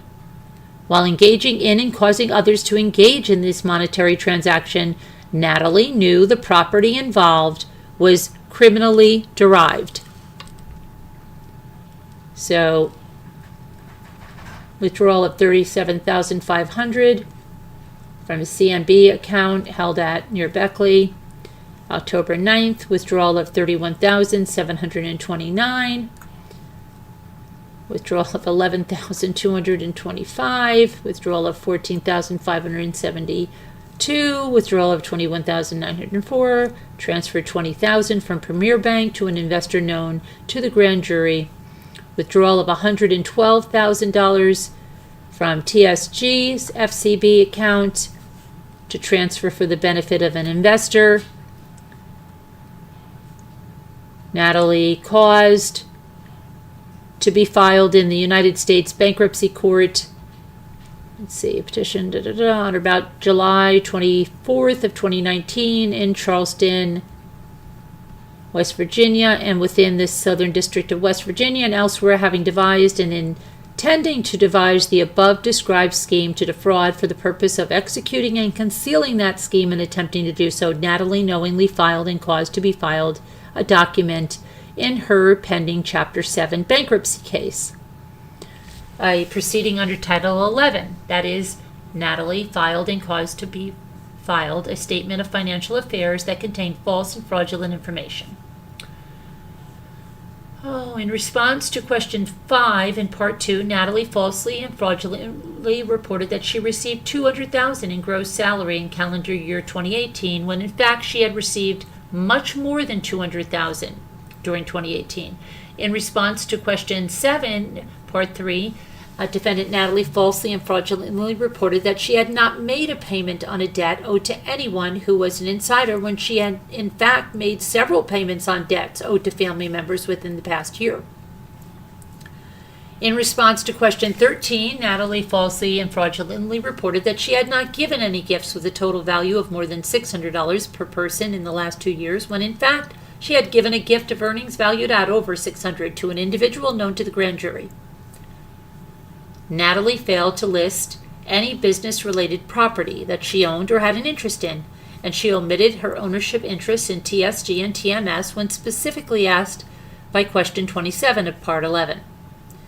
And within her statement of financial affairs, Natalie falsely stated that within the 2 years before filing bankruptcy, she had not given a financial statement to anyone about her business. In response to question 28, in fact, Natalie, then and there, well known, she had given Premier Bank financial statement regarding TSG and TMS when applying for a loan in December of 2018 and April of 2019.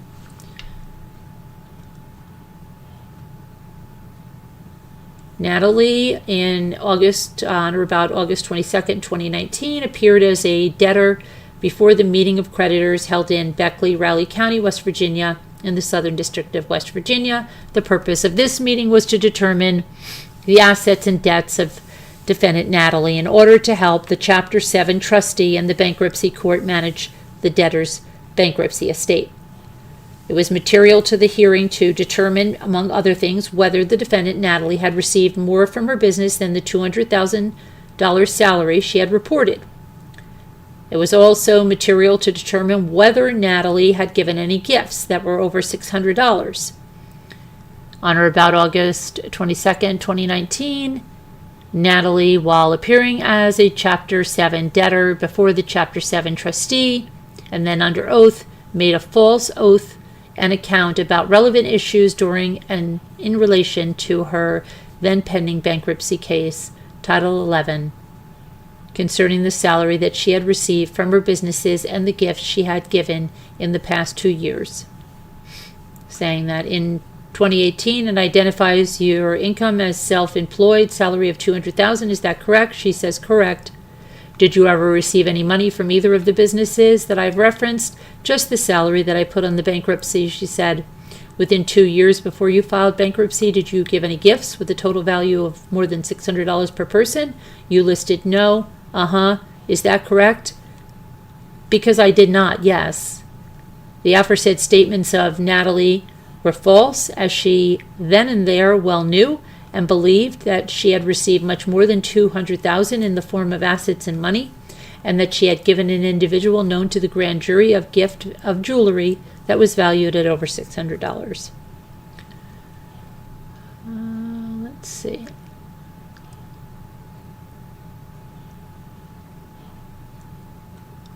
The following property is subject to forfeiture on one or more of the grounds stated above. A forfeiture money judgment in the amount of at least $1 million, such amount consisting of the proceeds of the violations set forth in this bill of information a $44,935.01 check for all funds within First Community Bank, account ending in 6739, held in the name of Tactile Solutions Group LLC, a 1965 Shelby Cobra replica, VIN number seized during the investigation, a 2017 Yamaha motorcycle seized, a 2014 Big Tex dump trailer seized, a 2017 Yamaha motorcycle seized, a 2018 Polaris seized, a 6x14 AFG Big T trailer seized, a Yamaha Timberwolf ATV seized, a 2017 Honda Rubicon ATV seized, 2 diamond hoop earrings seized, a Toyota 4Runner, a 2008 Dodge Ram 2500, a 2014 Sundown Rancher trailer, the real property located at 433 4H Lake Drive, Daniels, West Virginia, the real property located at 219 North Eisenhower Drive, Beckley, West Virginia, the real property located at 210 Parkwood Drive, Beckley, West Virginia. The grand jury finds cause to believe the following property is subject to forfeiture on one or more of the grounds stated above. The real property located at 433 4H Lake Drive, Daniels, the real property 219 North Eisenhower Drive, Beckley, the real property at 210 Parkwood Drive, Beckley, that check for $44,000 and change right there. And let's see, so that's some of that stuff in there, huh? So, yeah, that's some of the stuff that came out back in the day. Let's see what else we got. Here's another older article when she was indicted. Let's see.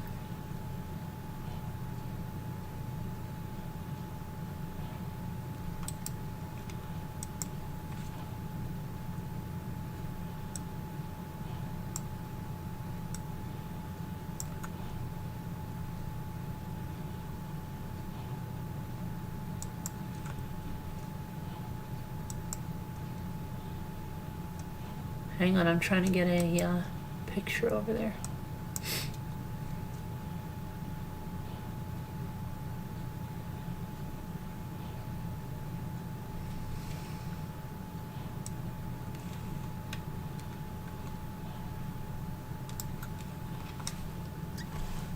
So the pharmacist who is serving, now this again is from 2021, this one is from 2021.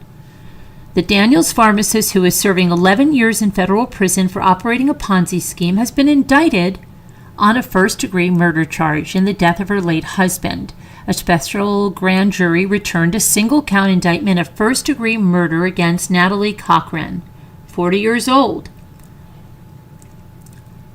On Thursday, the Raleigh County prosecuting attorney, Ben Hatfield, confirmed Cochran is accused of murdering her husband, Michael Cochran, 38 years old, who passed away on February 11, 2019 at Bowers Hospice House. In 2020, the mother of two pled guilty to 1 count each of wire fraud and money laundering and agreed to serve between 37 and 135 months in prison and to pay restitution to her victims of about $2.6 million. Cochran was ordered by March by the U.S. District Court of Southern West Virginia Judge Frank Volk to report to prison to begin serving her sentence by May 1st. She is currently at the Federal Correctional Institute, Hazleton, in Rooston Mills, West Virginia. Okay, and now let's see. According to documents, Natalie had, through the businesses, taken more than $2 million in investment from victims, including her own parents and siblings, and from Michael's mother and stepfather. She had also taken large sums of money from friends, co-workers, and neighbors, all of whom believed they were investing in Natalie's company, which she told them provided firearms to the federal government. Oh, that's why she was having those bingo games where she was giving away firearms, semi-automatic weapons as prizes for bingo. That's a good bingo. And hey, Get that semi-automatic over here. Aunt Mildred is getting it. She won. That's a good bingo. Instead, the couple was spending the money on luxury purchases. Michael became ill at the couple's home around February 6th. Natalie said she was taking care of his medical needs for a substantial period of time on that day. And during the time Michael needed medical help, Natalie called in friends, including a West Virginia state trooper and the trooper's wife, a physician assistant, that's who was on the stand today, but did not call an ambulance. She eventually called Chris Davis, that's the neighbor that brought the insulin over. He was a local attorney and Michael's friend and neighbor. And he said Michael had to be transported to Raleigh General Hospital, and he arranged for that. Natalie and Davis were Michael's medical powers of attorney, according to the December 2017 will that the attorney Alan Larick had drawn up for the Cochrans. Natalie said in August of 2019 that she had made medical decisions for Michael during his illness, and she had him transferred to Bowers Hospice House for end-of-life care. He died in hospice on February 11th. Let's see. The state medical examiner's office subsequently ruled that Michael had died of natural causes, which is typical with deaths of hospice patients. Due to the investigation into the Ponzi scheme, the Raleigh Circuit Court Judge, H.L. Kirkpatrick, ordered that Michael's body be exhumed in September of 2019. Hatfield said on Friday that Michael had apparently believed that the couple were owners of legitimate businesses. At the time of his death, he had started to become suspicious. Hatfield said, and I quote, "I have no evidence to suggest that he knew about the scheme. Even as we wrapped up the case, as we presented to the grand jury, I have no evidence that Michael Cochran knew about the scheme that Natalie was running." Michael became suddenly ill at the couple's home on 4H Lake Road, just after he started to ask questions about the businesses. Natalie said in August of 2019 she told the Registered Herald she did not kill Michael. At her sentencing, Natalie said Michael had spent most of the money. Of course, right? Michael's mother, Donna Bolt, reported that Natalie convinced her to invest her retirement savings into the scheme. She said that Michael had never asked her to invest and that she did not believe he knew of Natalie's scheme. Okay, let's see. I wanted to see, what did I want to see right here? I was gonna look up there, see if I could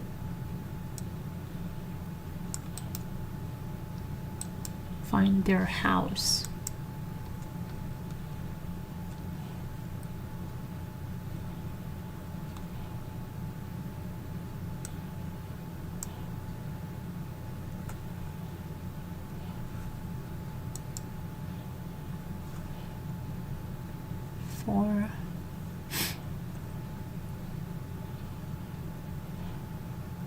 I don't know, 4H Lake Road. Let's see if we can get Cochran. Let's see if we can find this.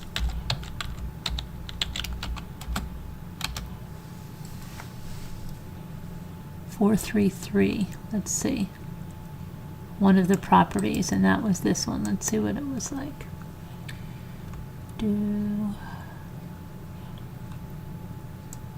Oh, here, let's look. Here was, all right here. One of the properties, we'll go through them that she had.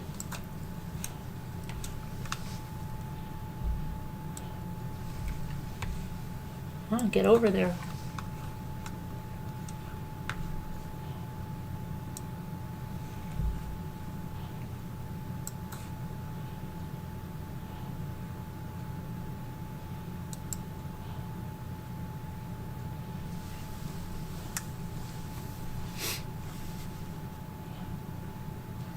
This is the kitchen, I believe, where there's a picture where he collapsed. And they say he broke a counter. I don't know that he did.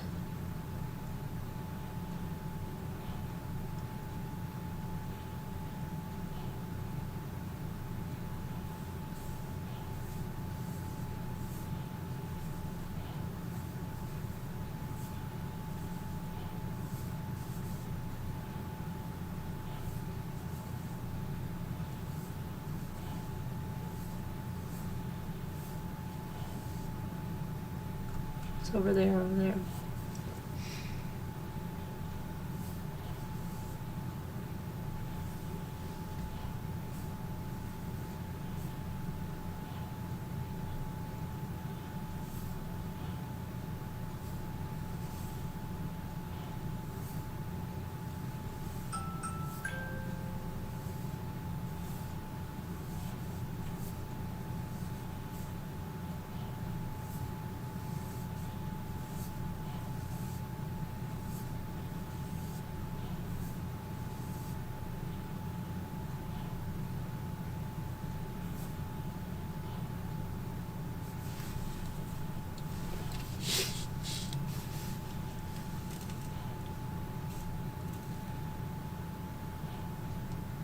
You know, it's interesting, they have a shower like that, and they had a curtain hanging there, they didn't have doors. That's interesting.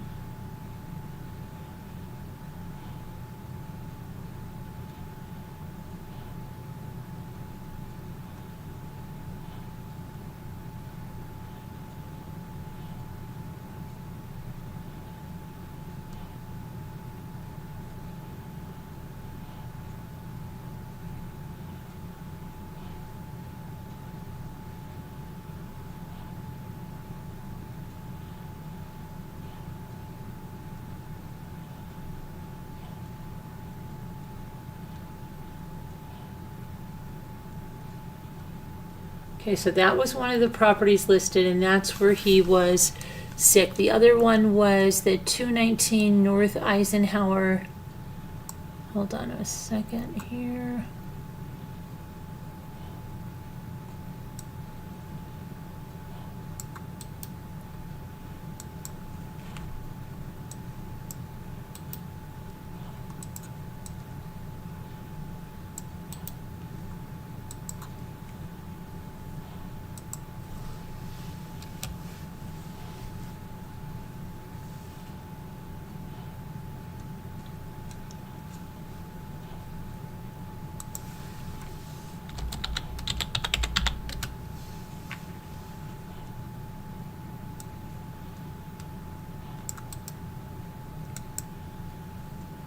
All right, that was this. Hang on one sec.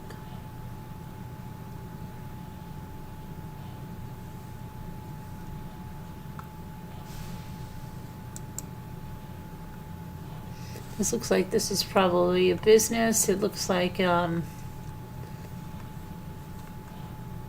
here, I'll just pull this over.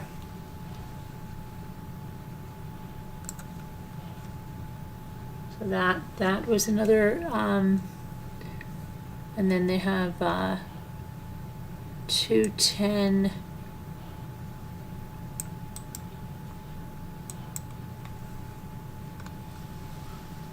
Parkwood Drive.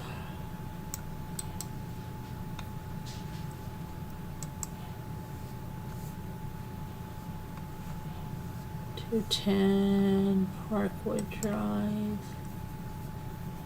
Was this property? She was probably making real estate investments here.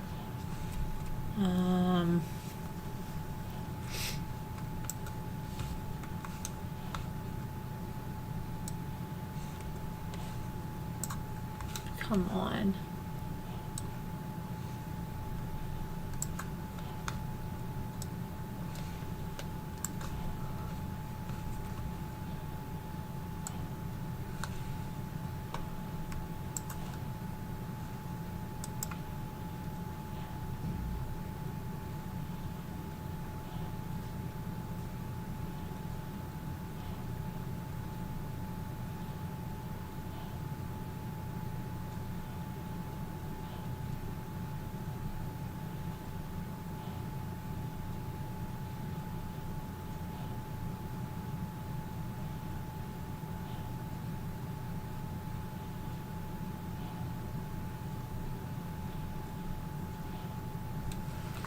Okay, so let me look at something here. What is this?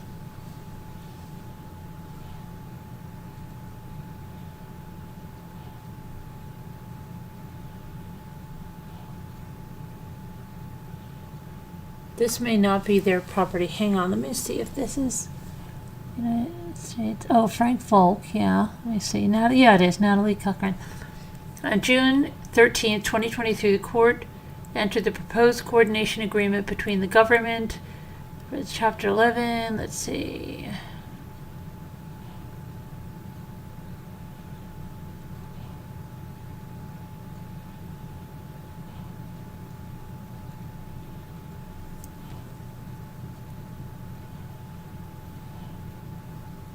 Property situated at 210 Parkwood Drive, Beckley, Raleigh County, West Virginia, together with all improvements, fixtures, and all leases, rents, profits derived therefrom. 210 North Eisenhower. Okay, yeah, so that was there. So we've learned a little bit more into this case, right? Tomorrow there's another day of witnesses, so we're going to watch. It is so cold here. It's 17. We're going to have an Arctic freeze. I wish it was going to warm up. Stop it. You just take Bush's baked beans, cans, different varieties, chopped onions. Oh, you're talking about chicken bouillon and yellow potatoes? What are you making?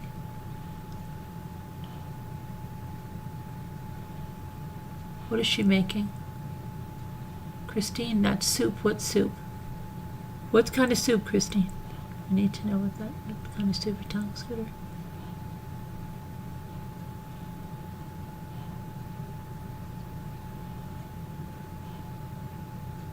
It's time for chamomile tea, but what kind of soup? I'm getting hungry now. Now you're making me hungry. Why can't I see the soup, Scooter? I don't see it. I see her. Oh, potato soup. Bean and potato soup with garlic bread. Oh, that sounds good. And Scooter thinks it sounds good. Carolyn, I see it now. It says 27. It feels like, no, it's freezing here. It's ice cold freezing. 17. It feels like freezing. It feels freezing. No, I'm sorry. It's 17 and freezing. 32 degrees would feel like a balmy heat wave. This is not good. This is horrible, horrendous, crazy. Now, we're going to have a poll. Do you want me to open 2 home balls? One that Jimmy claimed for him, so that's why I couldn't do it last night. That I would start another live, we would do the word game, and we would go to another live and open the home balls after this, right after this. It would be redirect. Or do you want to do it tomorrow afternoon? I'm going to put the poll up, and we're going to see.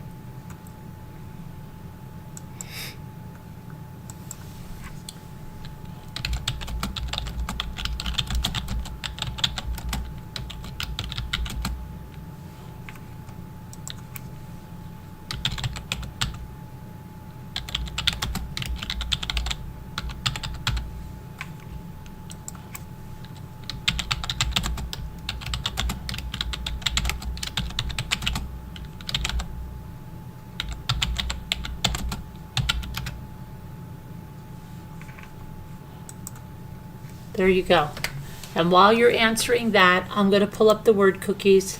At the end of the word cookie, then we'll read the results.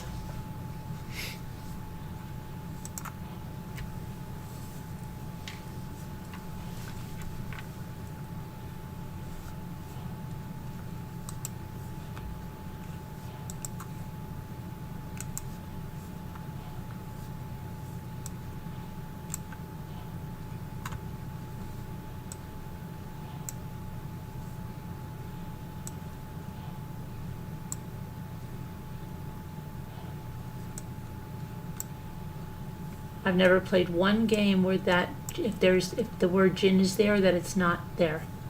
Just so you know.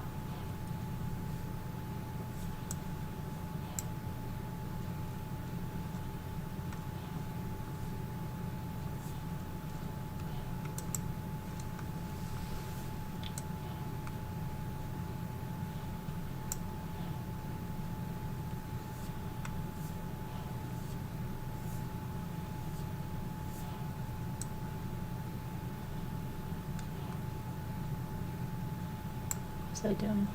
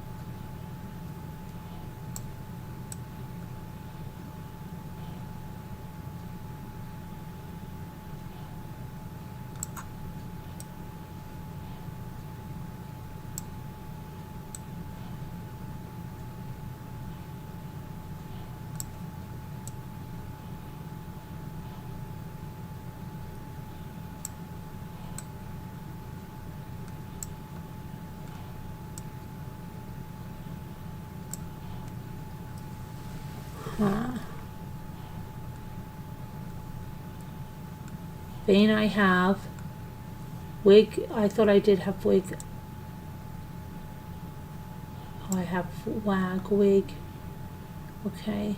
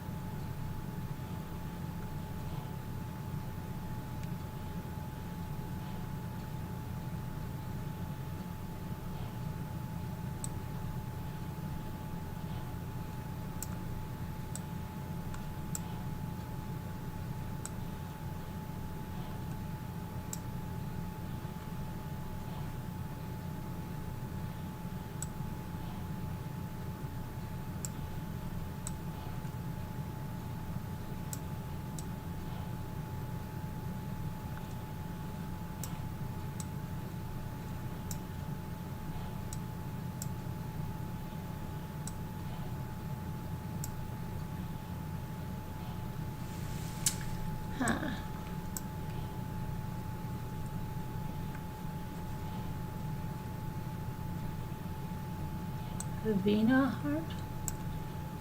No.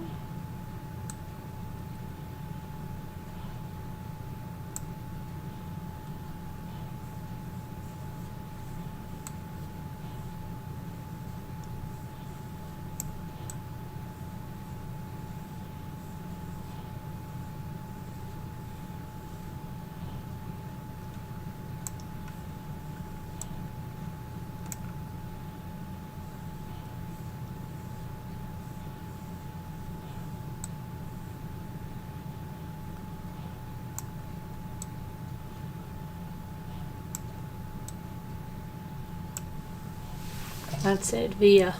Okay. All right, I'm gonna read the chat here in just a second.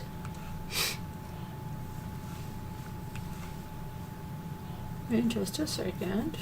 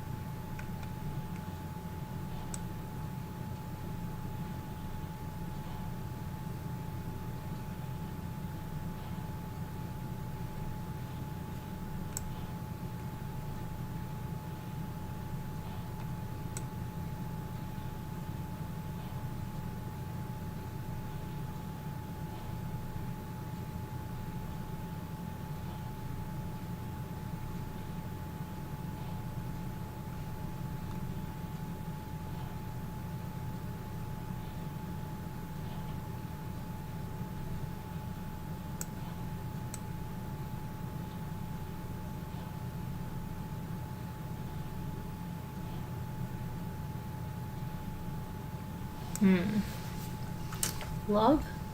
Lug. There's no G. Lout?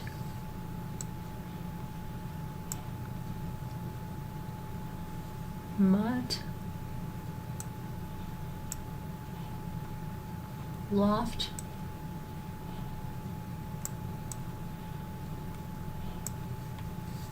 Very good. Who got loft? Christine F. Lot? Very good. Let's see here. Foul I have. Right, little lighty. Little lighty. Would little lighty say that you love homemade soup? Yeah. Absolutely. Absolutely. Positively. Scooter, I also put in fresh baby spinach. Oh, that's good. That's really good.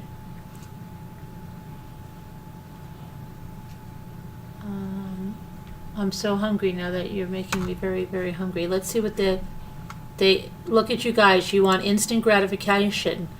Only 22% said tomorrow afternoon. So let me, while you look at the puzzle, I'm going to just start up the live. It's very easy for me. I just use one that we had, okay? Go live. Hang on.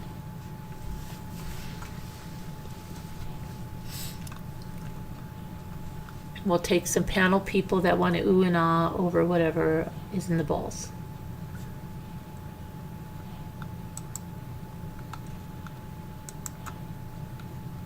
We need a ball break. Review settings. Next, next, next. Next. Okay.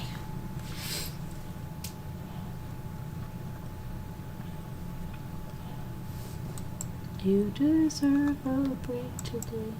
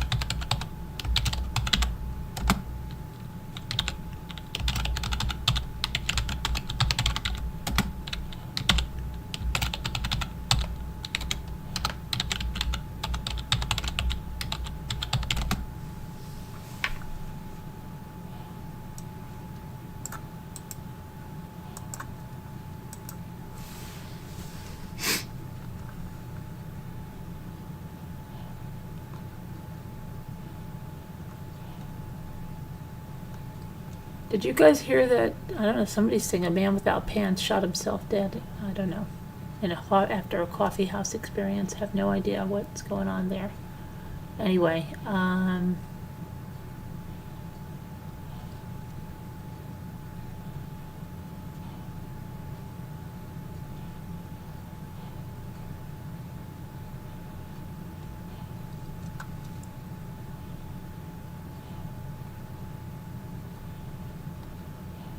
seeing a man taking eggs out of a sturgeon for caviar, and it looks like he's got air clay or something. I don't know what the hell that is. That is the craziest thing I've ever seen in my life. Okay. I don't even have the stuff. I don't even know if it's real. It's oh, that's gross. That is so gross. Okay. Let's go and let me share this out. Let's see, I have to share this out on Facebook.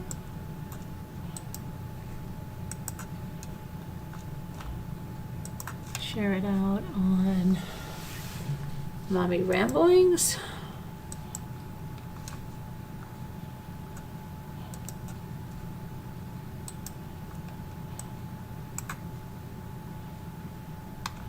Share it out on YouTube.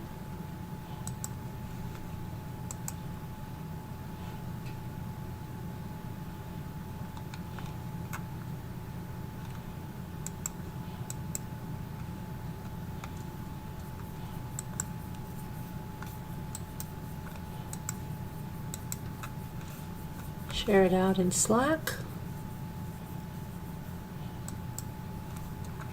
You deserve a break today, McDonald's.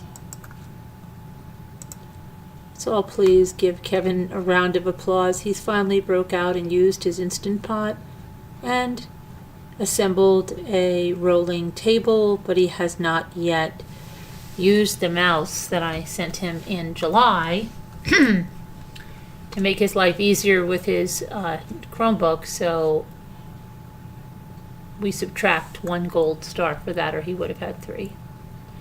And Linda got an additional gold star today. I'm not sure. I don't remember right now what it was for. Okay. That I got. So I've got all that done. Okay, so now I just have to redirect you guys over here. And then do the redirect.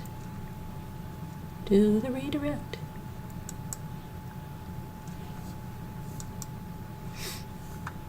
Redirect.